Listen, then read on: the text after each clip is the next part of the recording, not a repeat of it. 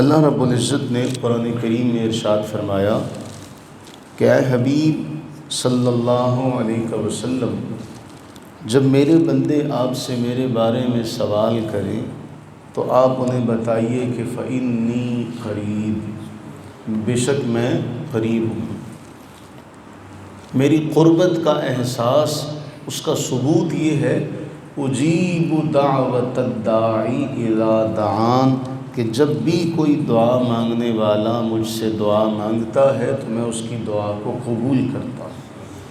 پھر سورہ مومن میں اللہ رب العزت فرماتے ہیں وَقَالَ رَبُّكُمُ ادْعُونِي أَسْتَجِبْ لَكُمْ، اور تمہارے رب کا یہ فرمان جاری ہو چکا ہے، فیصلہ ہو چکا ہے، کیا مجھ سے دعا کرو میں تمہاری دعاؤں کو قبول کروں گا۔ اس کے بعد آگے چل کے فرمایا ان الذین یستکبرون عن عبادتی، وہ لوگ جو میری عبادت سے تکبر کرتے ہیں۔ اب یہاں عبادت مانگنے کو کہا گیا کہ جو مجھ سے مانگتے نہیں ہیں اور مجھ سے مانگنے سے تکبر کرتے ہیں کہ ہم کیوں مانگیں اللہ سے، تو فرمایا سیدخلون جہنم داخرین، ان قریب وہ ذلیل و رسوا ہو کے جہنم میں داخل ہوں گے۔ تو یہاں اللہ تعالیٰ ان دونوں مقامات پہ اللہ تعالیٰ اپنے بندوں سے یہ فرما رہے ہیں کہ مانگو، اور اس کے بعد یہ کہا گیا فَلْيَسْتَجِيبُوا، جب میں ان کی دعائیں قبول کرتا ہوں تو پھر انہیں چاہیے کہ یہ میری بات بھی مانیں، یہ میری فرما برداری کریں، مجھ پر ایمان رکھیں۔ اب نبی سرور عالم صلی اللہ علیہ وسلم نے اس حوالے سے جو فرمایا وہ بہت اہم ہے۔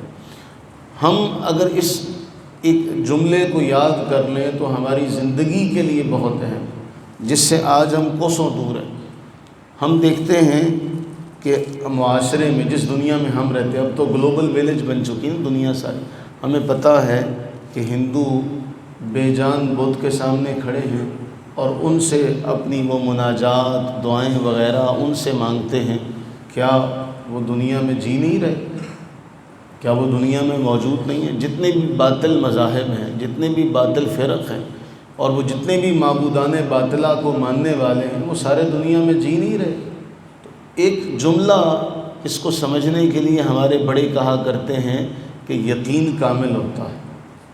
تو ہمارا تو معبود لا مثل لہ ولا مثال لہ، کہ اس کی تو کوئی مثل ہے ہی نہیں، بس ہمارے یقین میں ہمارے ایمان میں کمی ہے، ورنہ نبی صلی اللہ علیہ وسلم نے کیا ارشاد فرمایا۔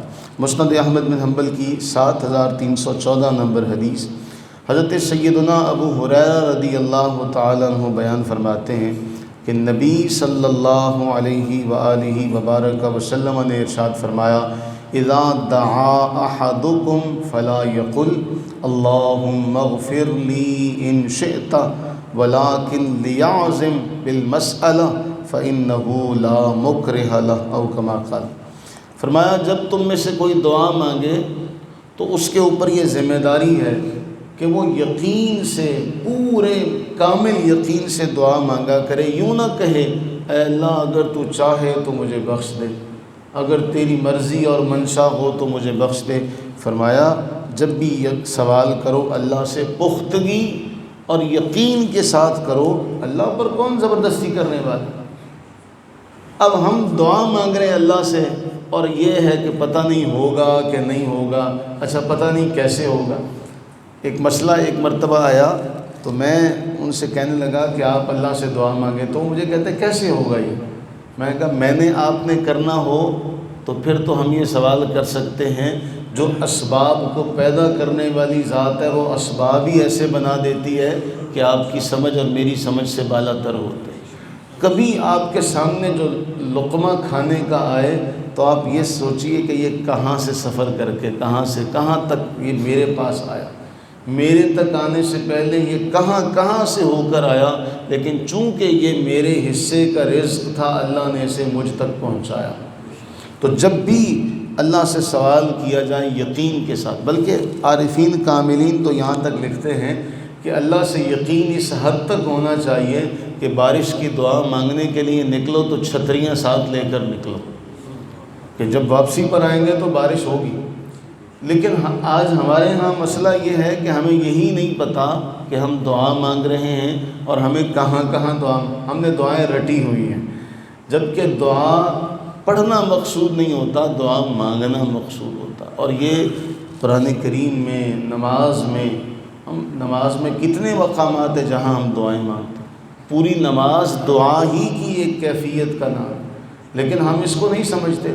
ہم اللہ اکبر سے شروع ہوتے ہیں اور السلام علیکم ورحمۃ اللہ تک پہنچ جاتے ہیں، الفاظ رٹے ہوئے ہیں، اگر انہی لفظوں کو سمجھ لیا جائے تو ہم نماز میں کہاں کون سی ایسی جگہ جس میں اللہ سے ہم نے سوال نہیں کیا، لیکن ہمیں سوال کا پتہ نہیں ہے۔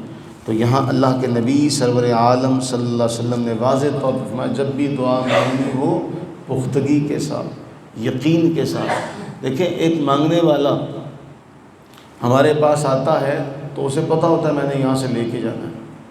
اچھا، اس سے ہٹ کر ایک اور مثال دی جائے، ہم جب کبھی چھوٹے بچوں کے ساتھ کھیلتے ہیں تو آپ جانتے ہیں جب ہم چھوٹے بچے کو اوپر کی طرف اچھالتے ہیں تو وہ ہنستا ہے، وہ ڈرتا نہیں ہے۔ اس لیے نہیں ڈرتا کہ اسے پتہ ہوتا ہے کہ جو میرا باپ نیچے کھڑا ہے وہ مجھے گرنے نہیں دے گا۔ وہ اس مزے سے لطف اندوز ہوتا ہے کہ یہ مجھے اچھال رہا ہے، میں نیچے بھی تو گر سکتا ہوں، اسے خوف نہیں آتا، اس لیے کہ اس کو اچھالنے والا نیچے اس کا محسن کھڑا ہے۔ تو ہمیں بھی اللہ تعالیٰ کی ذات کے حوالے سے دعا کریں، ایسا کامل یقین ہو جائے کہ ہم ہاتھ اٹھائیں گے تو دعا ضرور بے ضرور مقبول ہوگی۔ کیوں؟ ہمارے رب نے یہ فرمایا کہ مجھے تمہارے اٹھے ہوئے ہاتھوں سے حیا آتی ہے کہ میں خالی لوٹا دوں انہیں۔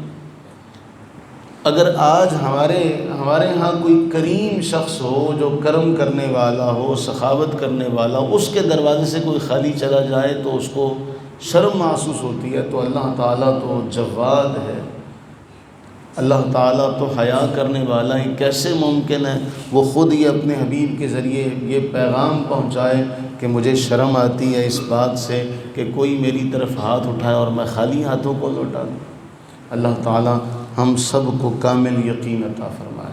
اللہ تعالیٰ ہمیں اللہ سے سوال کرنے کی بھی توفیق عطا فرمائے اور اللہ تعالیٰ ہمیں کامل یقین کی بھی توفیق عطا فرمائے۔ آمین ثم آمین۔ اللہ